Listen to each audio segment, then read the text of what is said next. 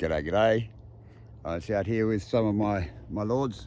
I moved to their place. They're on their way. It's a transition. They can go be with their countrymen because they need to be moved. Now, what is a weed? A weed is a plant out of place. It doesn't mean it's a bad weed, like these glorious. Oh, here you go. He never works this thing in the right direction. He's totally, here you go. Oh, look, that's the first time in the history of the universe. Awesome. Yeah, they're not wrong. They're not bad plants. They're just in the wrong place. And my job as a man is to deal with it, but with respect, because it's all source. And in this place, this is a glorious place. Like, this place keeps me sane, okay? If I had to deal with people all day, I just couldn't deal with it. It's just so much falsity. But here, she's true to her nature. But these Australian Aboriginal cultures in North Australia, they use the word cheeky. They have a different meaning for it, another meaning for it. And cheeky is poison, okay? There's a yam, which is a staple food, and there's a very similar looking yam that is poison. So they call it cheeky because if you're not paying attention, you're not looking closely, and you're going to come unstuck. And yeah, there's tiger snakes around here. They're cheeky, see, because they're poison. But it's the one that it's poison that poses as food. That's the one you really need to look out for. That one's right cheeky. But it's glorious here, glorious. And see, it's just nasturtiums and well, all sorts. This is a big mound because I don't know what happened here. Maybe it was the 60s, the 70s. There's all kinds of, I don't call it rubbish because rubbish is like a stuff that is out of place, right? And I don't walk up to a rubber tire and call it rubbish. That's rude. It served and it was disposed of thoughtlessly in ignorance.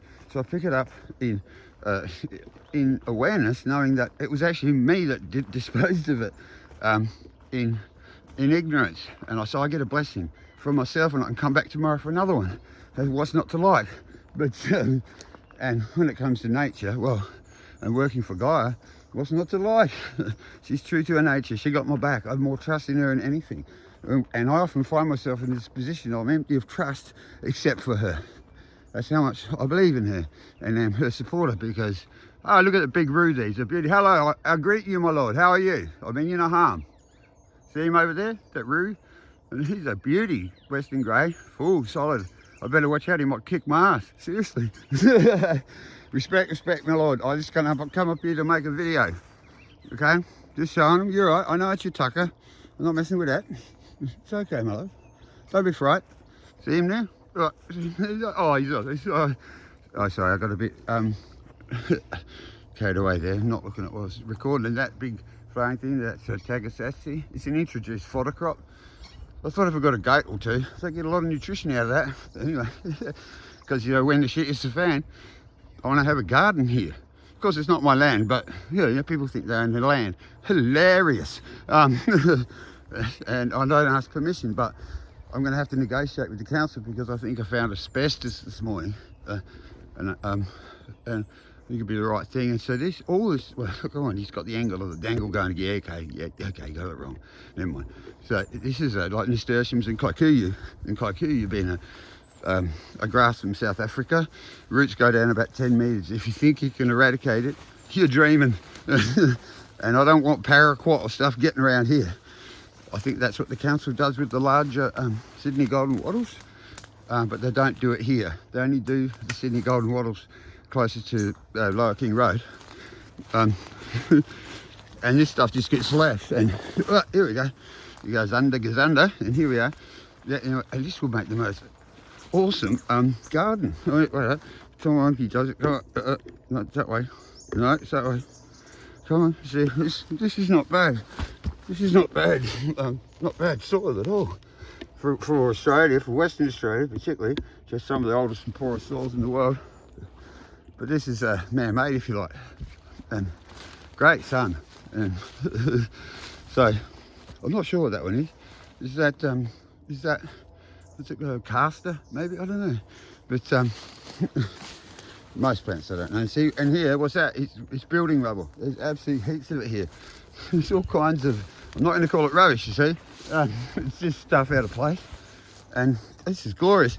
And this gets mowed by the roos, right? Because it's a great source of, sometimes you come here, it's like lawn, see? It's like that big root. It's here, you come here, it's like mowed turf. Especially late late in the dry season. Well, see, look at that. It's like turf with roo poo on it. And that's been done by roos. They got to eat. And so we might show you here all those little birdies. Isn't it glorious? Hey, countryman, thanks for that.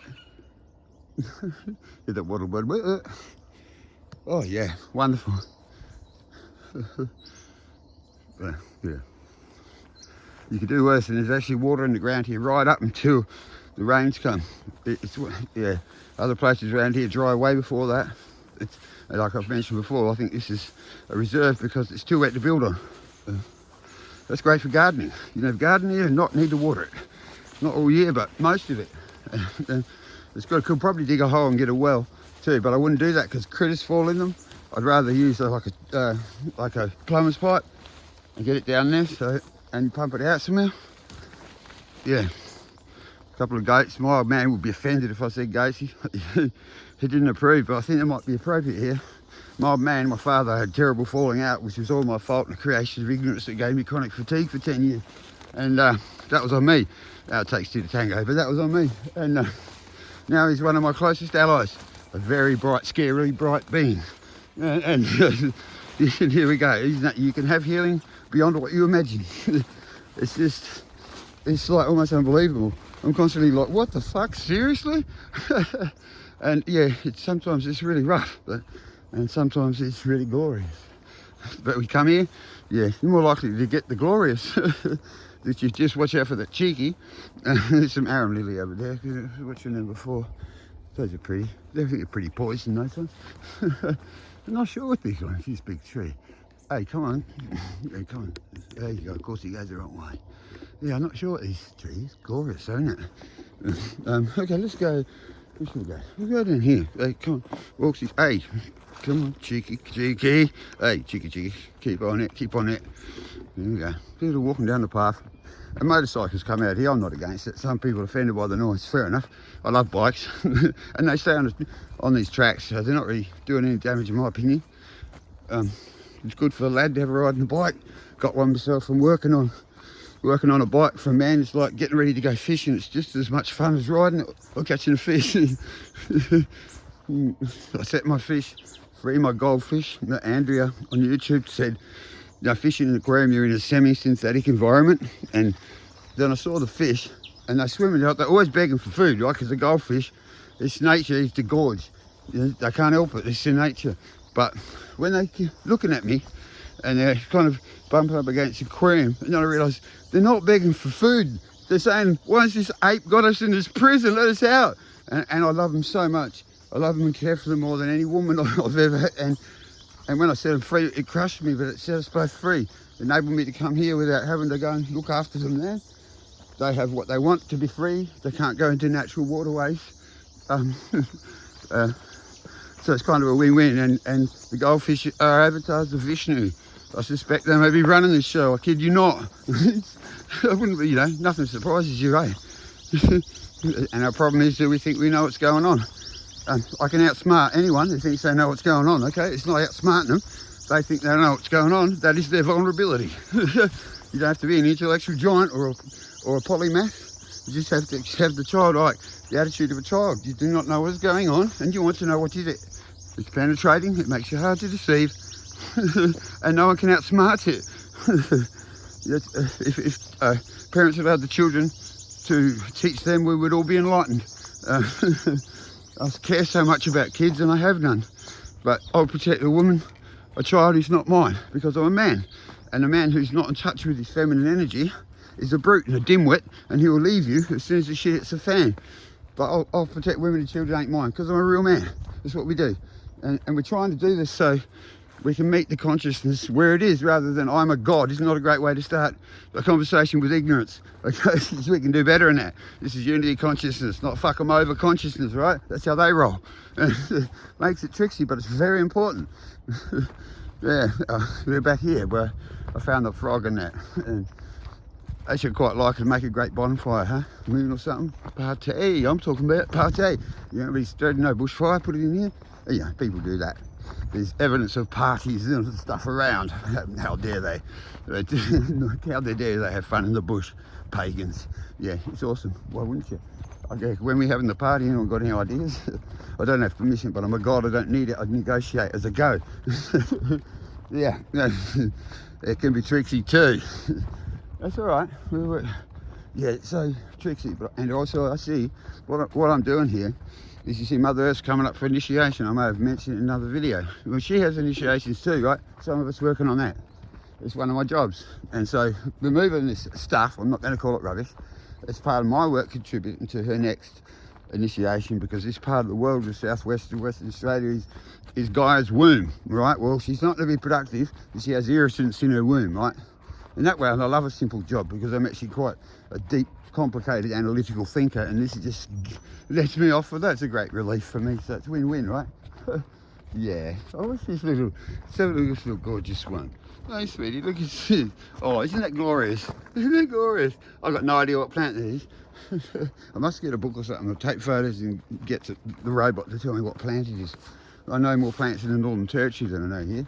Well, I know an artefact of living with my dad. And you know what the best thing my dad did, or one of, when I was, I don't know, 3, 4, 5, something like that, my dad would go to the Lameroo Beach in Darwin, where a bunch of hippies and blackfellas camped, and he'd get on the grog and smoke spliffs and that and solve the world's problems, and I would play with the blackfella kids. And then after Cyclone Tracy, we went to Western Australia, and I did year 1 at Bluff Point Primary School in Geraldton, and there was one full-blood Aboriginal guy in my class. Of course, I befriended him because I'd already kind of accepted that a black person is a person. And then I started noticing all this racism, of course, and I didn't get it. I was confused. I was just a little boy. Oh, look, there's one hiding there. Look, Ty, cheeky. That's a prickly acacia or something. You're cheeky, I know. Well, I'm watching you, cheeky. Don't you dare. I think you're cheeky. Hey, cheeky. Oh, this one's got, oh, come on, come to Papa. Oh, that's a heavy one. You're right, brother. You done nothing wrong. You done nothing wrong. I'm just going to plonk you here for a bit, because I'm recording. There you go, my love. Be back later. Now, yeah, glorious. Yeah, so because I was a little kid, when I was a little kid, I wrote a thesis about this, sort of. You know, I learned that a black person is a person, so I come to West Australia, and people didn't have the blessing of that experience I had. So he set me up. My dad did that. I just didn't have this prejudice that others had. That was important in my life. I've seen how that's helped me, because I wasn't leading with a prejudice. And yeah, people is people. They're all people. It doesn't matter what colour and all that. Get over it. They're all men are your brother, all women are your sister. And there's a guy on YouTube, I called him my lord, and he got back to me, he said, "We're brothers, don't call me my lord." I replied, "I'm the god of honorifics, they're all mine. I use them as I please, brother." So I give him respect when he wants to be called, but don't muck me around on that, my lord. Because I'm the boss of that shit. Anyway, honorifics are important. This world lacks honour. It absolutely does my head in. Anyway, but I have this for my sweet relief. Isn't it glorious? And what do you have up there? See the phone tower? Yeah, well, that could be handy. I can go home and upload, but I don't have to. Yeah, it's good to have options, eh? Good to have options. And I find in myself this, I look at something and I tell you I have 2 or 3 choices, but I kind of assume that they're mutually exclusive when they're not. I don't know why I still struggle with that one. I got a feeling it's like a bug in the matrix. When you have yeah, because I have so many choices, you know, as a polymath, I can do pretty much whatever I want. And it makes the options almost confounding, but there's worse problems than having almost infinite options. Like having 2 that are mutually exclusive. That'll screw you. And that's part of the consciousness that is imposed on people. They don't even question it. And even at my level, because I'm so freaking holy, of course, hilarious if you're a fly on the wall. Hilarious. But yeah, why that one still has a go at me, and why all these things that want to put limitation on me that come out of me, and I won't have a bar of it. And I just spent 2 days like in this total head fuck with myself, because I insist on seeing what's going on. Someone says, have faith. I say to myself, whose idea was that? You know, okay, faith, whose idea was that? It's like, it's a thing. But yeah, I just don't like having stuff imposed on me they haven't put thought on. Never looked at, because I call it like there's look, and then since I've joined this world of the immortal, I call it look-see, where I can put like more of a focus on it now. It's like a motorcycle track.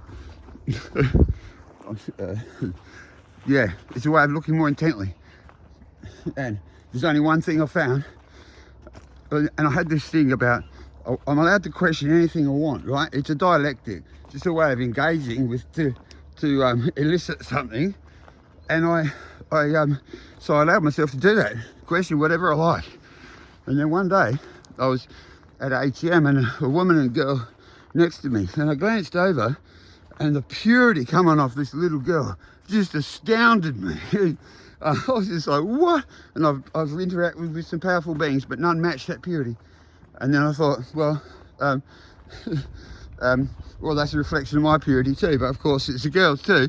But then I realised when I tried to question it with my dialectic, okay, so I started that. But before I even got the light of my attention, I was only in the aura. I hadn't actually looked at it, and it was like 4 times more wrong than anything I've ever attempted to do in my life.